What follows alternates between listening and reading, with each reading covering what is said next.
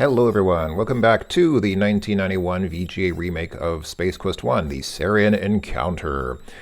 And this time we're actually in the original game. This is not the fan-patched version that I've been playing. This is where we left off, but I'm playing the original game for a reason that you'll see shortly. Let's go ahead and get inside our ship. So we're all done here. We've got our cute little droid here, and we've got the original... what am I talking about? The original, the ship, the most expensive ship that we bought, so we can take off with that. Actually, just before I get started, somebody did ask what happens if you try to go into the bar while the robot is following you. Will the robot follow you into the bar? The answer is no. Because it has treads, your robot cannot negotiate the steps leading down into the bar. It will wait here for you, provided nobody steals it. And yeah, nobody actually steals it. It will wait out here unscathed for as long as you are inside the bar. Okay, so let's go ahead and get inside our ship here.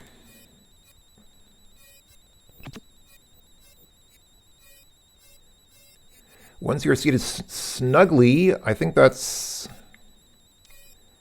should have 1G in it. Snugly with 2Gs means that somebody likes to cuddle. Or am I wrong? Or something that you'd want to cuddle with. It's a little bit different. It's okay. Once you're seated snugly in the ship's compact cockpit, the robot moves into position and you push the load button.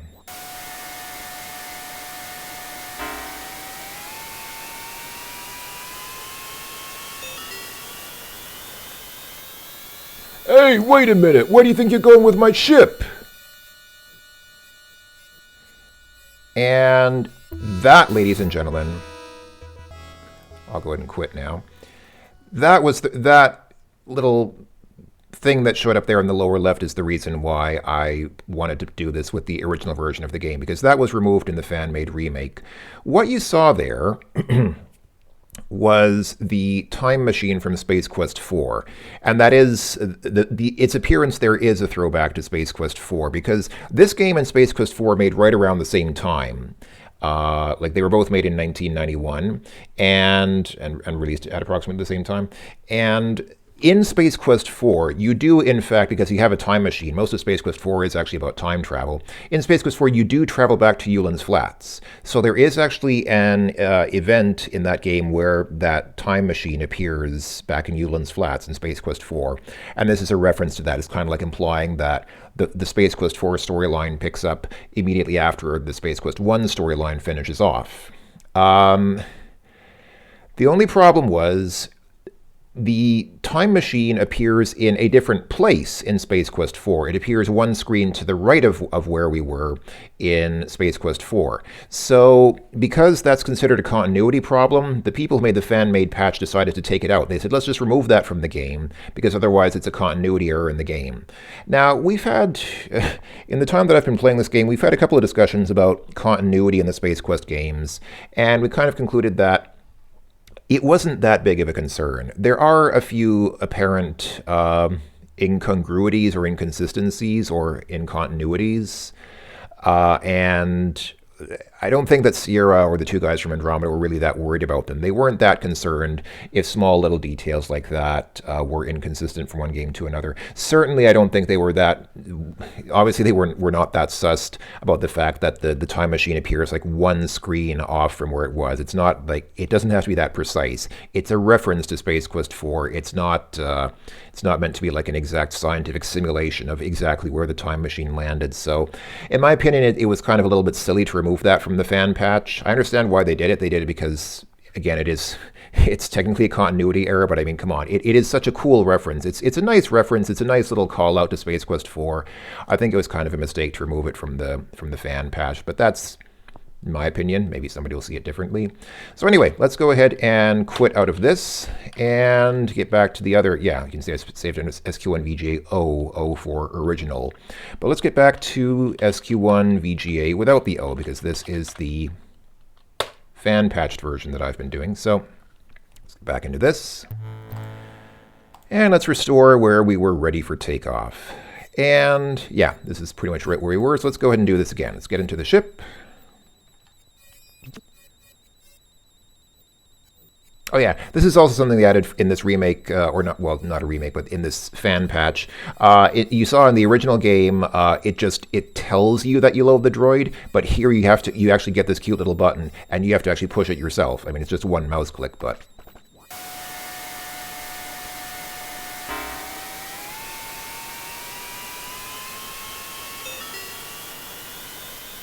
And once again, this guy shows up and says, "Hey, where do you think you're going with my ship?" And the time pod does not appear, which is a great shame. So, now we've seen it.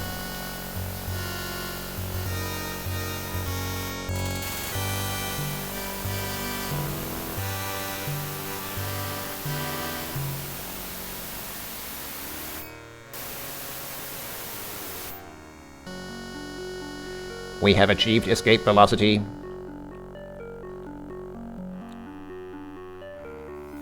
It might help if you were to tell me where we are going. Please indicate our destination on the touchpad in front of you. This robot suddenly became a lot more conversational when we got into the ship. So we can't really... Okay, we can't seem to look at anything here. Yeah, we just need to enter the code. Now, let's just check here. So the code... Okay, so it was Sector CI.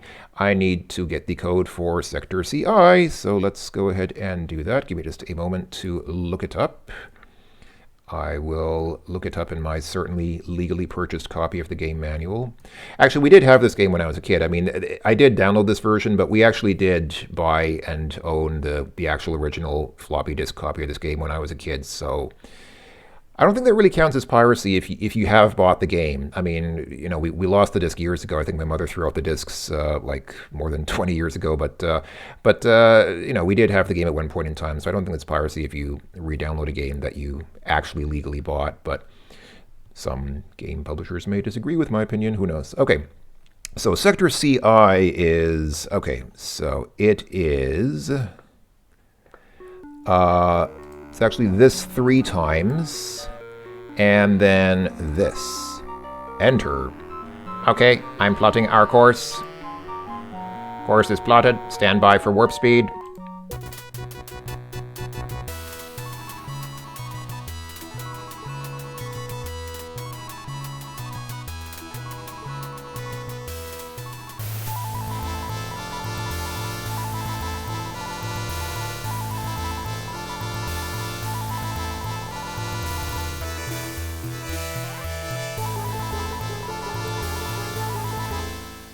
Kind of reminds me of Wing Commander 2, all that flying through asteroid fields, except that was, of course, automated. I wasn't doing anything. That was just a cutscene, whereas in Wing Commander 2, you have to fly through the asteroid fields yourself.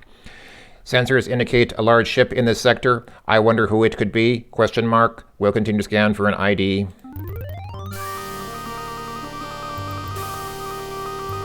Oh, that looks like a good time to save the game. Let's see the Deltaur. I've seen the Deltaur! I have seen the Deltaur! Well, that's a Sarian battlecruiser. We'd better stand off. If we get any closer, they'll detect us for sure, and we'll be space sputum. Let's head on out of here. Okay, boss? Question mark. Yeah, sure, I'll take your word for it. You're a cool pilot droid, so you know what you're talking about. In the face of danger, you decide to turn and run, leaving Xenon and the rest of the universe to fend for themselves against those bad boys of the universe, the Sarians. When things get tough, the cream rises to the top. I guess you know which stratum you occupy. Alright, that was why I saved the game, just so we can see that death message. But of course, let's do the right thing and say, no, I don't want to beat feet. I want to commit to this course of action. Is that an out of here? Nope. And with no further discussion, the robot just dumps us in space. As you exit the ship, you carefully slide the jetpack on your back. If we didn't have the jetpack, we'd also die here because we would have no way of navigating. We would just float off into space, and that would be the end of that. So, good thing we got that jetpack. Almost as useful in this game as in Spelunky. You're floating in space just outside the biggest darn spaceship you've ever seen. You see a door. Perhaps it is a way in. I wonder what doors are. Maybe we need to explain to the game what doors are. I see the door. Tar. So what do we have here? We have a door. It appears to be a standard airlock. There's a handle off to the side. I guess that's... Okay, that is a handle. It's To remove my hand, there must be a better way. You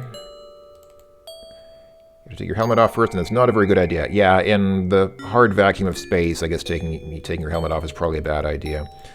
What happens if we just use that jetpack to navigate off screen a little bit? Come on. Come on. Is he not gonna... There we go. Whoa. The inhabitants of this vessel apparently do not appreciate your desire to sightsee. I guess it's a good idea not to be wandering around the outside of the ship.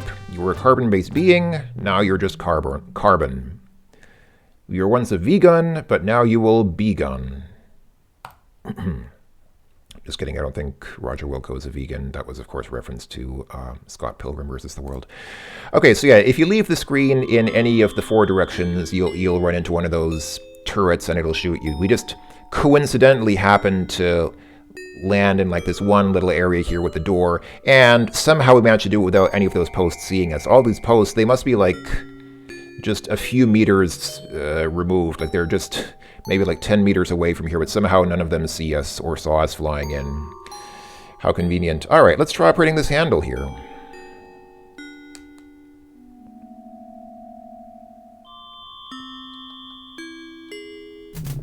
That's right, Roger. Pump that handle.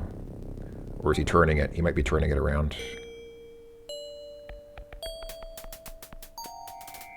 Alright, that did something. Alright, what do we have here? Your overheating jetpack lies smoking on the floor. You hope that it doesn't explode. Let's pick it up. You don't want to go near it. It may explode. Talk to all you want, but it's still damaged beyond repair. Can't vent your suit enough to do that in the airlock. Oh, because this is still a vacuum. This is the airlock, but the airlock has not been flooded with air, so this is technically still a vacuum. Can't taste anything from here. All right, what is this? It appears to be a decontamination unit, something like the ones used to zap Andromedan cockroaches aboard the Arcada. You wonder what it's here for. Okay, that sounds pretty dangerous, so maybe let's... oh, I need to replace some older saves. Okay, that's fine. Bug zapper. Can we... Touching these things can be hazardous to your health. Okay, let's touch it anyway. It won't let me. You really don't want to attract its attention. Alert! Alert! Organic contamination detected in airlock. Oh. Oh dear. Those laser shots are incredibly effective, as your body will attest. Being in plain sight probably didn't help me much. Alright, do I just need to get out of the way? Just kind of hide behind this bulkhead here? Ozone, definitely ozone. After seeing what a decontaminator can do to an unwary cockroach, you've never had the least desire to lick one. Probably a good idea not to lick one, yeah. Some sort of high-tech fire droid. Hey, cool. There's something you can do to this droid, it's virtually indestructible. It's much too busy to spend time talking to the likes of you. If you smell through your helmet, you would know this droid smells like smoke and fire. Not out here, alright.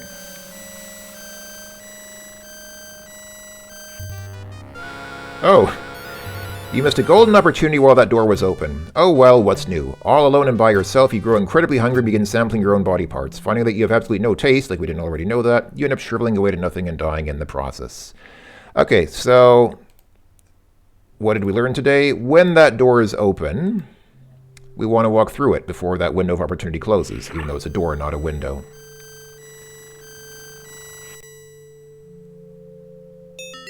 Alright, and that dee-da-ding.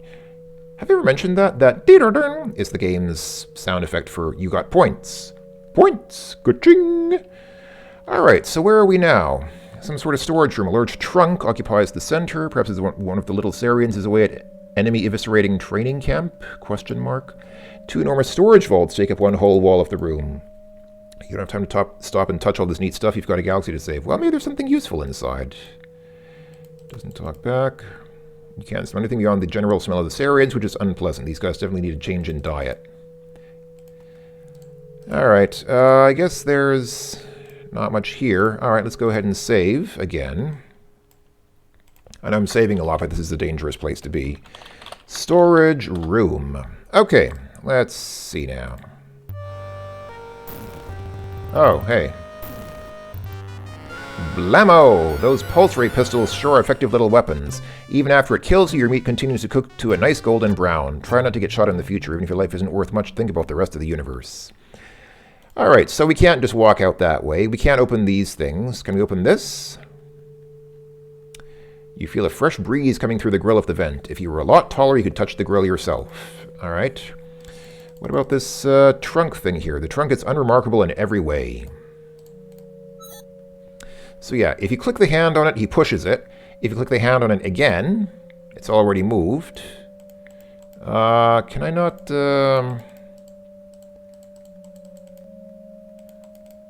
I should be able to open it. Oh, do I need to use... Let's try using the knife to open it. Oh, yes. Okay, you need to open it with the knife. Alright, fine. Step inside.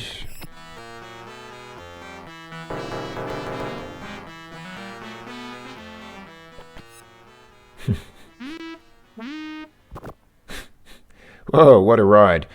In the original Space Quest, like not the original version of this VGA remake, but the original, like the AGI Space Quest 1, it tells you that you hear voices come by and somebody picks you up and then sets the trunk down later. But in this game, it just sort of leaves you to assume that I guess somebody must have picked up the trunk and carried it around and then dropped it here. So that's one solution, but again, just as in the original game, there is the alternate solution of pushing this over and opening that vent. Oh, your hands by themselves are incapable of opening it. I need the, I guess I need to use this to pry it open. Kind of funny, this doesn't look like it could pry anything. Looks a little too rickety to pry anything, but it will do the job of getting that open. Alright, so now we are here in these air vents. There's some mice or rats crawling around, but we don't need to worry about them. This is the ventilation system for the Deltaur. Around you can see ventilation shafts running in 3 different directions. A ladder provides access to all 3 directions. At the end of the shaft in the middle you see a ventilation grill. 3 directions, huh? I only see 2. Well, unless, okay, if this is one direction, then we've got, yeah, okay. Well, what do we have here? We've got this direction. Hello? Okay, oh. That was an interesting bug. Somehow we missed the trigger to go to the next screen. Alright. Alright, so I know these screens look identical. They probably are identical. But there is a method to the madness. Actually, we could have saved all this time by just going up. Yeah, okay, so if we'd just gone, like, up from the screen where we started, I think we would have come here anyway. This looks similar, but this is a different vent. This is a vent grill which appears to lead to another room in the Deltaur. It appears to be closed. Alright, let's go ahead and open it. With a mighty wimpy kick, you manage to hurt your foot. However, the vent grill opens. Alright, so those are 2 solutions. Both of them take us here. I don't think there's any difference. I don't know if there's any difference in terms of point count, if one of them gets you more points than the other. I don't think so. In the original game, at least, there was no point difference. I don't think there is in this one either, but I'm not sure. And, of course, we can't go out that way because we'll get shot again. But what is this here? Behind the glass door of the machine, you can see a load of dirty Sarian uniform components. Let's get some dirty Sarian uniform components. I actually don't see a lot of dirty uniform components. I just see a helmet. Okay, you try to pick up the helmet and instead he crawls inside the washing machine and closes the door. That is definitely logical. Uh-oh, here's someone coming.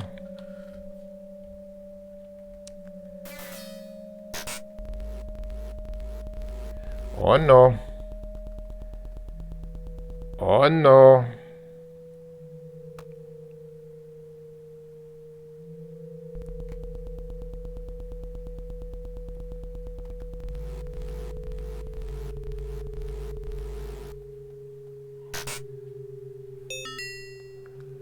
Darn static cling. Hey, look at that! By the most amazing stroke of luck, you've traded in your extremely conspicuous Xenon spacesuit for a Sarian officer's uniform complete with helmet. Searching the pockets of your newly found disguise, you find the number of possessions you were packing has been greatly reduced. In fact, lost in that limbo void to where socks and baseball disappears everything but the data cartridge. Because the data cartridge is the only thing that we still have any use for. Well, that, and if you look at the ground, or the floor, old fabric softener sheets rest on the floor here. Hey, there's an ID card there also. In the pocket of this ugly outfit is a Sarian ID card. The name on the card is Butston Free. You wonder if this is a common Sarian name, and if it is, you're glad you're not Sarian.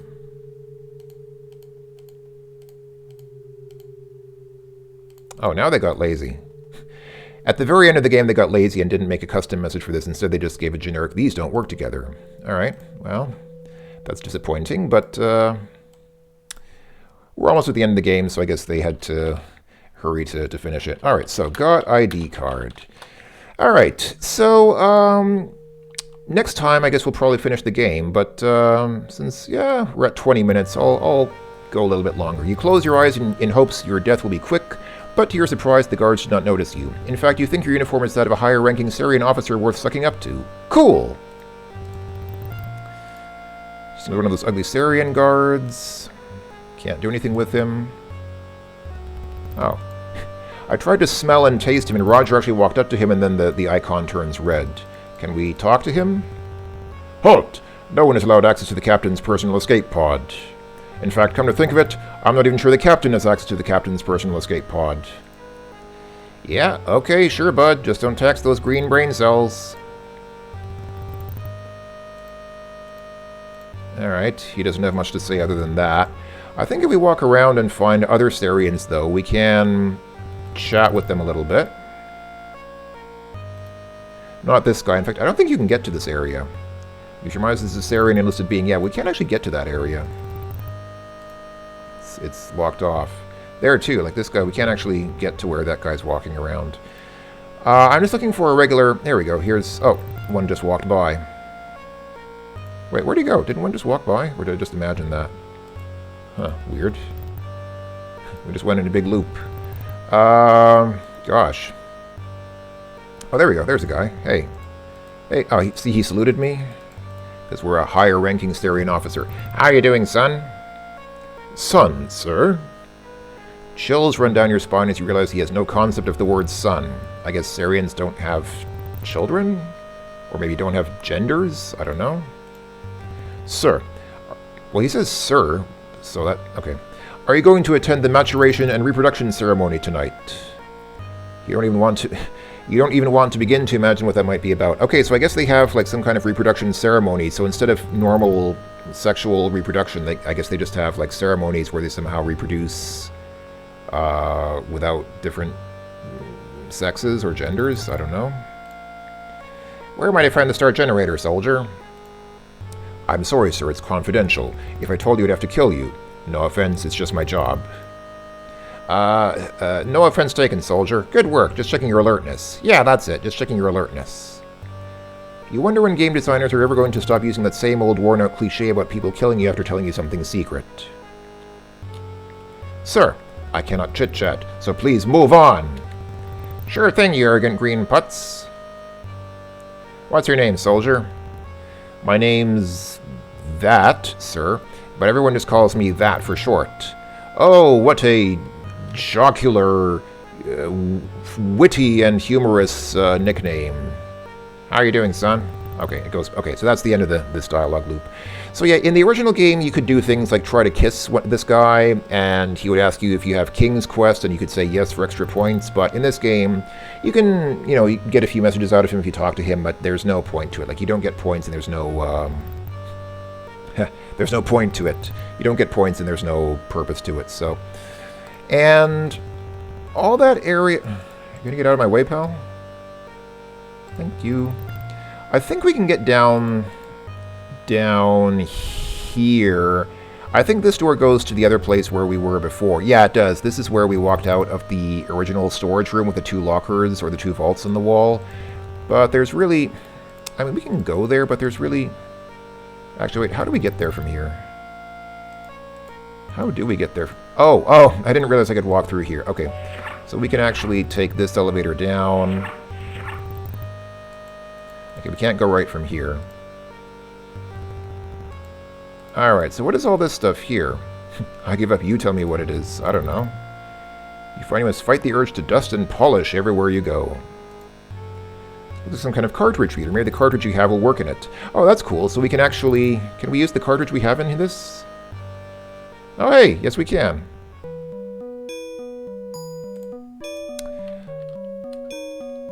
I guess... the point of this is that if you forgot to read the cartridge when you were with the Coronians, just before getting into the skimmer, then this gives you another chance to read this message, which is particularly important because the self-destruct code shows up as part of this text, of course.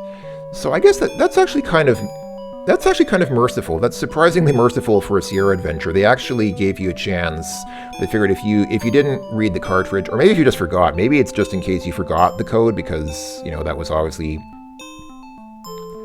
a while ago that we saw this text. So in case you forgot and didn't write it down, I guess they figured, yeah, let's give the players another chance to get the self-destruct code. I'm guessing probably a lot of playtesters had exactly this problem. A lot of playtesters probably played through the game, got this far, which is almost the end of the game, and then suddenly realized, ah, darn it, I forgot to write down the code. I don't have the code, so... yeah, 5276. Alright. Alright. End. Alright. The globes crackle with many colors of light, and you suspect even less helpful manifestations of the electromagnetic spectrum. Can't do anything with them, though. Okay. And yeah, this takes us back here, which we can't do anything here either, so... okay, so we've explored this area, the Deltaur's lower level. Next time we will need to check its upper level, but we'll do that in the next video, and probably end the game. I think in the next video we'll probably end the game, because there's really not much left to do. I mean, we're pretty much through here. Pretty much just have to... well, you know, we'll see. We'll see in the next video. It should go pretty quickly, though, I think. So I'll stop here, and I'll see you folks next time. Until then, thanks for watching. Hope you enjoyed, and I will talk to you all soon. Bye-bye for now.